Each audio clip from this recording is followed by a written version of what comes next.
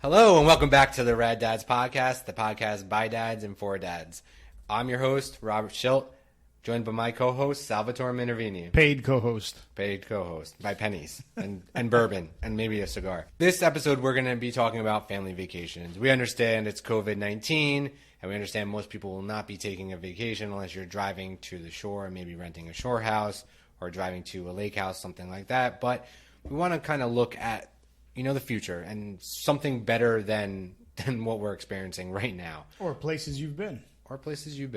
So while I was younger and before I got married or probably before I had kids, I enjoyed going to the Caribbean. I would say right now, going to the Caribbean wouldn't be my number one destination unless it was like a family resort, like a Hyatt or, maybe like Paradise Island, Bahamas. But I think one of the more favorite places I've been recently with my kids and my family is Great Wolf Lodge and Disney. So, Sal, you've had experience with both of those. What's your take on them? As far as vacation-wise, once a year vacation is a must in my house. We break our humps all year, and we look forward to that 1 to 2 week vacation just to get away and relax. And if you want to call Disney a relaxing vacation, it's not relaxing at all. I mean, how many times have you been to Disney? I love going on vacation, especially now that my kids are 9, and 11. But Disney, my kids have seen Disney 5 times. And I am fucking done with Disney. Well, before you say holy shit 5 times, people usually go once. I have family that lives in Orlando, and I also have a timeshare, which is 10 minutes away from the Disney parks. So we saved a ton on hotels and resorts by either staying with family or staying at a resort. And contrary to popular belief, it is not the most magical place. Oh, come on. Why not? All I hear parents yelling is, no, stop. We're not buying that. You don't need another stuffed animal. We don't need that wand.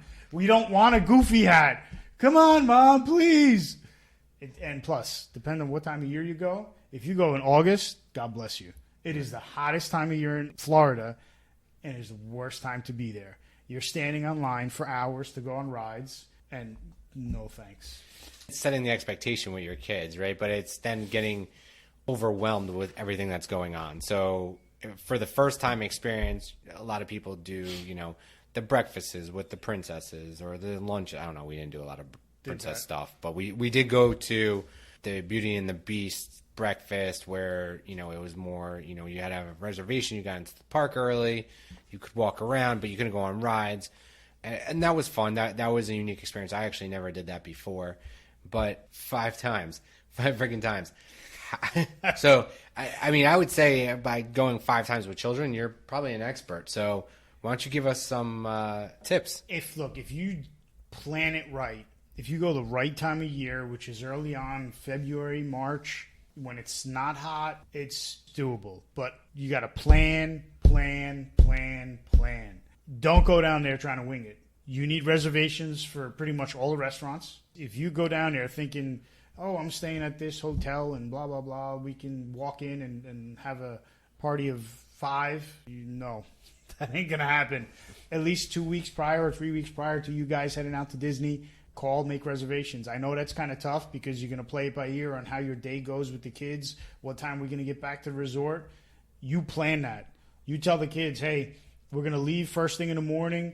We're going to catch breakfast on the way. We got to be back at the hotel, resort, whatever, at 6 o'clock. We got 6:30 reservations or 7 o'clock reservations. But plan is what I can tell you. So you want to hear something funny? So my wife did all the planning, did all the setting everything up, and that plan lasted all of 5 minutes. We got there, and I looked at when we were going to what resorts and trying to figure out when the resorts opened early. And what she didn't realize is because you were staying on a Disney resort, so this is one tip. If you're staying on a Disney resort, you can actually get into the amusement parks an hour early. But that hour early alternates by day. So one day it's Magic Kingdom, one day it's Animal Kingdom, one day it's Epcot. You want to align your days and your passes to those early hours. Yeah, but I think that's based on the package that you buy. So, I'm going to be honest with you. My wife did all the planning for Disney. She did all the research. She did all the wheeling and dealing. At one point, we had reservations at multiple resorts because she was trying to get the best price for us. So that I've heard too from a bunch of people. But the thing with the amusement parks is that's static. What comes into play is your hopper when you buy that hopper. So if your hopper's for 3 days, those 3 days you have to make sure you're going to those parks. Yep. I'll tell you, with young kids, Epcot's probably something you could skip or pretty much do in a morning. We pretty much tackled all the rides in that first hour, and then went on a couple country rides, because Epcot, if you remember going into Epcot, all those major rides are before you get into the country loop. So you can if you're quick and you know what you want to get to, you can get through all of them, and then you can go to whatever country rides if you want to go to one of them. I think some of the countries have some roller coasters or something like that. You can do that, but for us, we got through all of them. We were done with that, and we ended up at Morocco for lunch because we didn't figure out where we wanted to go beforehand, and just picked a random country and ate at one of their luncheonettes.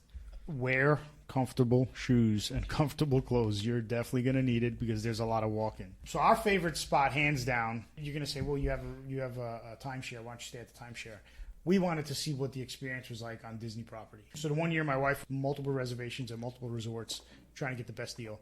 So we wound up staying 1 year at the beach club, and the following year, the yacht club. They're adjoined. When I tell you the way you're treated on Disney property is amazing. They actually really care how your day went or how your day's going to go. They're really nice people. The beach and yacht is on a man-made lagoon, which is connected to a bunch of different other resorts. One of them, which is the Swan. Another one, I believe, is ABC something. So is the Swan the one that has the character dinner or breakfast? I think they all do, because the Beach and Yacht Club, they had a character dinner. Because I know that was one of the big things. Is one of the resorts that's right next to, I think it's Magic Kingdom, has actually a character buffet, and the characters come out and they do it. Not all of them do. So we stayed at Disney Port Orleans Resort Riverside. Pretty cool, because there were like 5 different areas. Each area was a little bit different flavor of New Orleans. So one was the Bayou, one was like Bourbon Street, one was something else. That was really nice. And that one's pretty wallet friendly too, from what I understand. I have no idea. My wife, like just like yours, my wife did a lot of this research. The closer you get to Magic Kingdom, the more expensive it's going to be, right? And some of the things are worth it. We wanted to go to, I believe it's the Animal Resorts, which is apparently like you get a tree house and you kind of... Oh, I know what that is. I think they since closed that down. That's awesome. There's a great barbecue restaurant in it too. Yeah, you went there, right? Yeah, the best experience. You asked the waitress for ketchup. For ketchup, yeah. Oh you told my me God! this. And then she asks you to scream it at the top of your lungs for ketchup. It's the Animal Kingdom Lodge. That's what it's called. So they ask for you to scream ketchup at the top of your lungs, and then you get every single ketchup bottle in the restaurant. People from other tables bring the ketchup bottles to your table. It was freaking awesome. The waiters, the waitresses, they entertained the customers, and it was so much fun. And the one thing I will say that we definitely used and we felt was valuable was the endless cups. So you got those mugs. I don't know what the price is, but it was worth it, whatever it was. In the morning, I filled it up with coffee. In the afternoon, water or soda or iced tea, whatever it was. But you had those. You filled them up. Whenever you went through the canteen, you filled them up. And at least with, I think my sons were 4 and 6 or 4 and 7 at the time. I'll tell you, going to the amusement parks, they lasted about, and we got to each amusement park, like I was saying, at like 8 a.m. They lasted about till 12 to 1.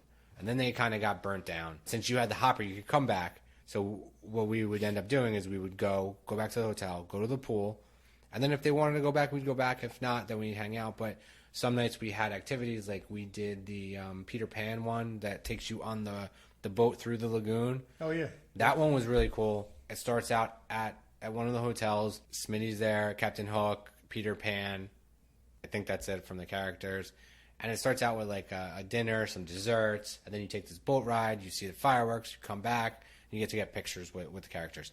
That was probably one of my more favorite things we did, because it was definitely the kids enjoyed it. I probably enjoyed it as much as they did, to be honest. So I think that's definitely one of the experiences. I think also the other thing you have to realize is if you have younger kids, some of the things aren't going to resonate. Like we went to Animal Kingdom, my 4-year-old at the time, he was 4, didn't want to do the dino stuff because it was scary. I think that's why we went 5 times, because it never resonated with my kids. So we finally figured the 5th time would resonate. Oh, Sal just got a dirty look. That was great. Perfect timing. Timing is everything. Love So- you, honey. So, besides Disney, so I'm trying to think of anything else that was really like Disney specific. Listen, Disney does a great job. When you get there, you get on the Disney bus. It takes you right to the resort. We really didn't wait to get into our room. It was pretty quick. Place we went, which is Riverside, they had multiple pools. The big pool was great, but each little section had their own pool. So if you wanted something that was less intrusive, or if you wanted something that was a little bit more private, there's probably only one or two other families there, and you can go hang out there. And we did that a couple times because it was closer. The other thing I will say is right before we went, unfortunately, a child was snagged by an alligator, died. The father tried to save him, but it was unsuccessful. Especially in the New Orleans area, where if you know anything about New Orleans has a ton of gators outside of it in the bayou.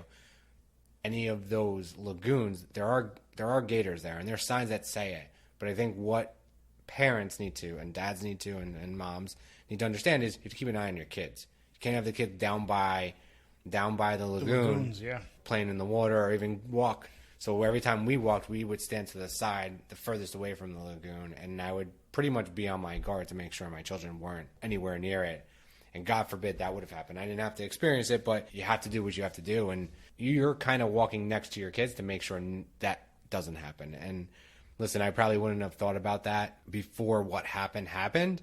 So, unfortunately it happened to a family. If you go, keep an eye out, because there are signs everywhere that says there's gators here. I didn't see any, I don't think. Honestly, I can't remember, and I think if I would have seen one, it would stick in my memory. But just some advice for the parents out there. We went after that happened, and Disney put up all kinds of signage and ropes right by the lagoon. But prior to that, they kind of almost treated the lagoon in certain areas like a beach area where you can sit on a beach chair. And I think that's where it happened, if I'm not mistaken. Yes. They were So that's walking even along the worse. beach, Yep. But being there as many times as I've been, I've never seen a gator in the lagoon. Never. So when we stay at the beach and yacht club, we use the water taxi, which is right out the back door of the beach and yacht club. That takes us to the parks. And that's another thing I like about it. You don't have to leave the resort. You're leaving the resort, but no cars. You can hop on a water taxi and go where we went. You can walk to Epcot. That's how close it was. Oh, wow. Which was pretty cool. And then downtown Disney, I don't know if for anybody who hasn't been there, Disney Springs. It's now Disney Springs. That's what I was trying to look up real quick on what it was called now. Disney Springs. It's a money hole. You will spend a couple $100 easily there. There are good restaurants there, though. There are some decent good restaurants. I think Morimoto has a restaurant there. There's an Irish pub there. Gloria Stefan, Coco Bongos. Yes, Coco Bongos. That's right. There's a great number of restaurants down there that you Committed definitely look Pig. up. Yes. We've been there so many times to Disney that we've seen the transformation from when it was called Downtown Disney to what it's called Disney Springs now. Parking back then, there was no parking. It was terrible. They've got parking garages. They have live music. If you're looking for stuff to do at nighttime after the parks, or if you're done with the parks and you don't want to do the parks, I highly recommend going down to Disney Springs. If you like cigars, you can get yourself a nice cigar. They got a nice cigar shop there. But it is a nice place. Bars, restaurants. I didn't know there was a cigar place there. Look, Yeah. you learned something new. Great place to bring the kids. There's a movie theater. That I didn't know. I mean, I think there's Cirque du Soleil, too. not anymore. They're just filed for bankruptcy. Well, Because disregard. I mean, they still may be there. I don't know the way bankruptcy filings work. I think we beat Disney to a pulp. Tons of options, but I would definitely say I've been there a bunch of times throughout my lifetime, but once as a parent. And I think the experience, I was there when I was in high school, at least 3 or 4 times. I went through my high school years. I went 3 or 4 times. I went as a senior in high school once. I went after graduating college, like in my early 20s. And then I've been there since kids. It's a different experience every time, that's for sure. But I will say probably my favorite is with the kids, because you get to see them, like, they love it. They just enjoy about it. making memories. Yep. That's They what just it's all about. enjoy it. But I mean, again, like I touched on earlier, it's setting the precedent before you go in. Is you're not getting 5 hats. You're not getting something in every world. You can get one thing. Little Timmy. Everyone's going to be a little Timmy now. You can get one thing, and you have to decide that. Telling a 4 and 6 year old's one thing. it's a little bit harder when they're younger, but as they get up as higher single digits and then preteens, it's a much different. It's a much easier conversation. They still may not listen, but at least Yeah, but then you get the attitude. yeah, now you get the attitude. I think Disney we did a good job covering. Now, is there any other places your family likes to go to? So my wife and I, we made a commitment. Since this whole Disney debacle, we are committed to vacationing at a new spot every year. I keep hearing about this place in Aruba. I think the Radisson used to own it. My brother was there. He says great family spot, very family friendly. The weather is phenomenal. The food is fantastic. Aruba's on our radar. Bahamas is on our radar. I'm trying to actually, which my wife won't do, but the kids are all for, renting an RV. I want to rent an RV in the worst way and hit the West Coast, hit like the Grand Canyon or Yosemite or Yellowstone. That's something I would love to do. But trying to convince them has been a difficult task. We've been talking about. We had 2 vacations planned this year. One's a new spot for us. The other one, actually, one's a new spot for us as a family. And my wife really wants to go there, which is New Orleans. And I think now that's not really a kid spot, but you're talking, April-ish, right after Easter. It's not really a bad place, but you're obviously not going to be hanging out on Bourbon Street. You're going to be, going to the other places, the local places, doing more of like the plantation tour or the bayou tour or taking the boat down the Mississippi. So that I wanted to do and experiencing the food and what New Orleans has to offer. It's definitely, I've been there once. It's an amazing city. It's beautiful. But my wife has been wanting to go there for years, and we don't feel comfortable leaving our kids anywhere. The other place we wanted to go was Paradise Island. I've been there over 10 times. Bought a timeshare, and my parents have a timeshare. So your Paradise Island is my Disney. Yeah, exactly. It's grown over the years. When I originally went there, it was just the 2 towers connected with that bridge, that iconic bridge that rents for like $40,000 a night or whatever it is. But now going as a family, it's a much different experience as going as a teenager, going to the club and having a good time with your younger brother. It's more about engaging your kids in it, and they do actually a really good job. So when I started going there, they didn't really have a kids club. All the kids, like, you go on vacation, the kids end up meeting each other and hanging out anyway, right? Well, you're talking about the Atlantis. The Atlantis. Now they have a kids club. They had a teen club as we got older, but for us, we had been going there so long that the teen club didn't make sense for us, and we kind of knew what we wanted to do. We had a good time. I would like to go back, let my kids experience that. That would be fun. There's water slides. There's 2 lazy rivers. I mean, rock climbing. Amazing. The Atlantis is gorgeous. That's one thing my wife and I did when our 1-year anniversary. It's not cheap, so that's why we said we'll do it for our 1-year anniversary. We wouldn't know when we were going to do it next. I was actually amazed when we were there. There was an insurance company who had their 1,000 top sellers and their entire family they were hosting. That's awesome. Amazing. Anyone listening, if you ever priced out Atlantis, that's crazy. Yeah. That is crazy.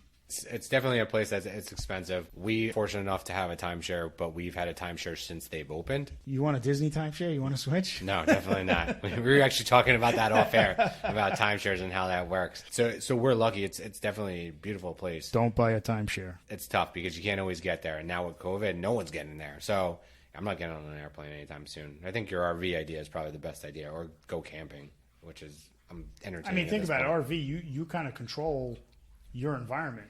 Yeah. If you're renting an RV, of course, before you put the family and your things in it, you're going to wipe it down, sanitize the whole thing to make sure that it's to your liking. And there's a bunch of companies that actually do that, and they're booming right now because everyone's renting RV. Not only rentals, but sales. Yeah, sales. RV sales have skyrocketed. Yep. Amazing. So honestly, it's one thing we talked about doing too, but if you rent an RV, you have to figure out where you're gonna. You got to plot your. Yeah, you got to plot your destinations and figure out where you're gonna stop.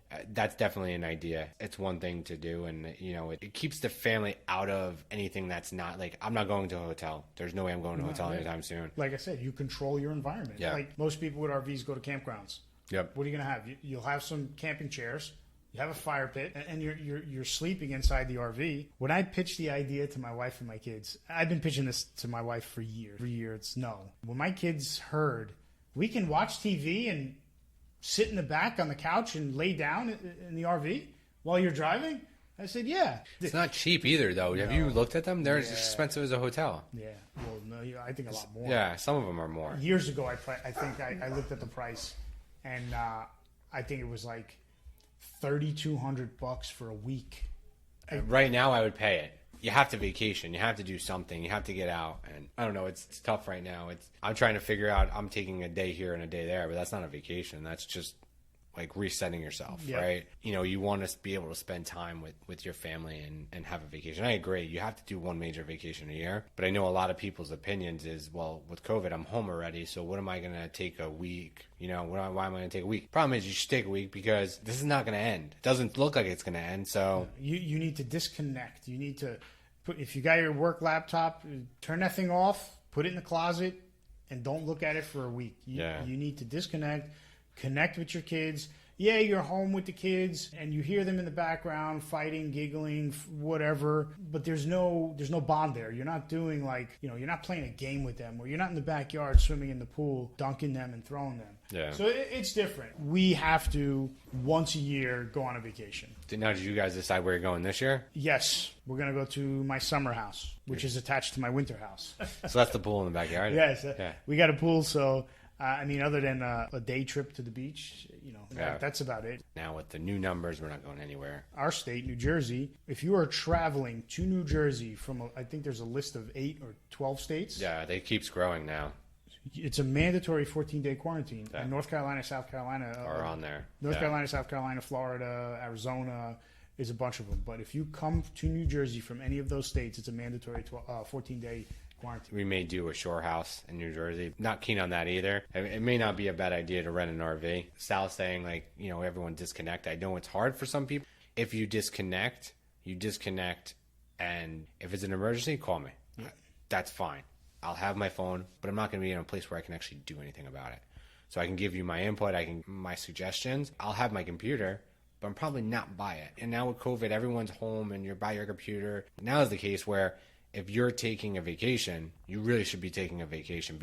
I mean, You know, just to survive. You got to disconnect. Yeah. If you really want a vacation, a true vacation, even staying home, just you tell your boss, whomever, hey, I'm done. But emergency, like you said, Yeah. give a shout, phone call away. But to really decompress, turn it off, disconnect, spend Yeah. time with the family. As much as you can. I think that's one of the things I love about hiking and camping.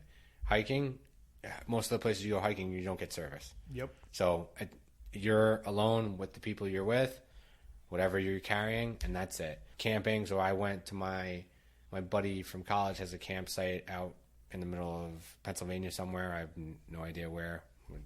And we went there. There's no service. And now when you drive around and you go to some of the restaurants, yeah, sometimes you'll pick up or they have Wi-Fi that you can access. You're there and you're hanging out, you're drinking, you're having a cigar, you're just chilling by the fire. You can't. So you're not streaming any like Pandora? Nothing. You're just hanging out with those guys. So you're chit-chatting, you're talking about everything that's going on, you're talking about our families, you know, kind of exchanging ideas. It's just fun. It's fun to disconnect that way and really like, you know, even like just being back in nature is awesome. And that's what, you know, we've talked about. Something I do, and I've been doing probably 8 or 9 years running. A bunch of guys that I grew up with, for the most part, every February, it's usually towards the end of February, beginning of March, we do a weekend camping trip.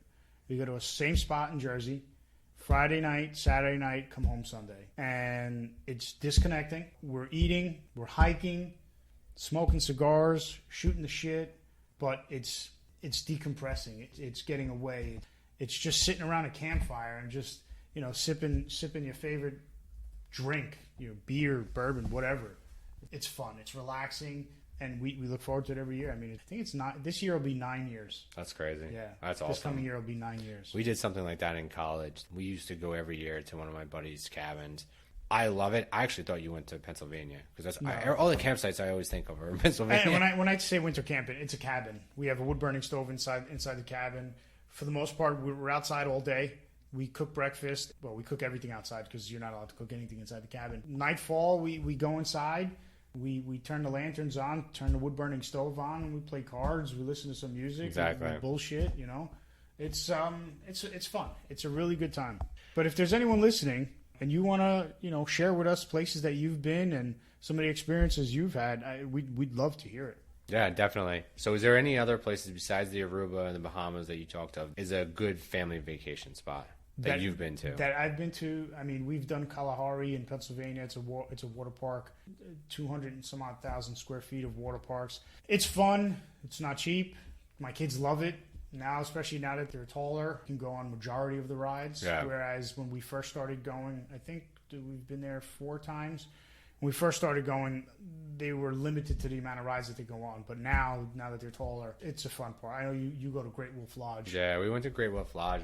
We loved it. I think we went probably a couple of days too long because we went for a full week. So that's the other thing I would say is if you're going to go to Great Wolf Lodge, Kalahari, or places like that, I would suggest doing like a 4-day, 3-night, because I think that's ample amount of time, because there's only one thing to do. You go to the water park. So it's only or arcades. Or arcades. So how much are you really going to spend there? I think, 1 or 2 days for the full days for the kids. So remember, the day you check in, typically those places are not, it's not Disney. You're not getting to your room immediately. You're getting, there's a line. It's the check-in.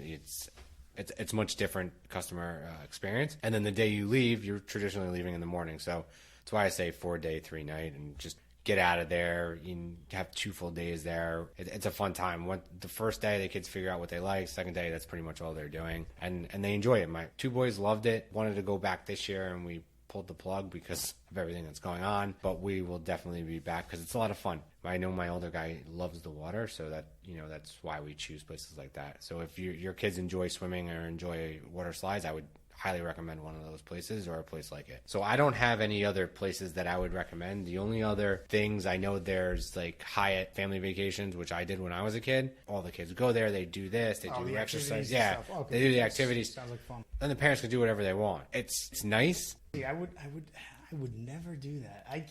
We've been to so many places where, oh yeah, just leave your kids. Like, what? I don't know you. Yeah. And I don't know anyone else in here. And I'm going to leave no, sorry. Yeah, so see, there you go. There's difference of opinion. We got something we differ on. I would say, listen, when I was a kid and we did it, it was fine. But then again, 30 years ago now? So it's a little bit different world now. I may watch and make sure it's good, but I know on cruise ships they do that. They have like the kids area and they allow the kids there, and the parents go and do whatever they want. I also know at some other resorts that they have babysitters that will come to your room, which I'm not really comfortable with. I'd rather send them to a place where like there's 10 other kids and they kind of know what's going on. Then again, thinking with my kids, the whole point I'm going on vacation is to spend time with them. Right. So if you need a break or your wife needs a break, one person watches the kids, the other person goes gets a drink or does whatever. See, that's another benefit. When we were going to Disney, my sister-in-law is about 30 minutes from our resort. We would either go see them for a day or they would come up to us for a day,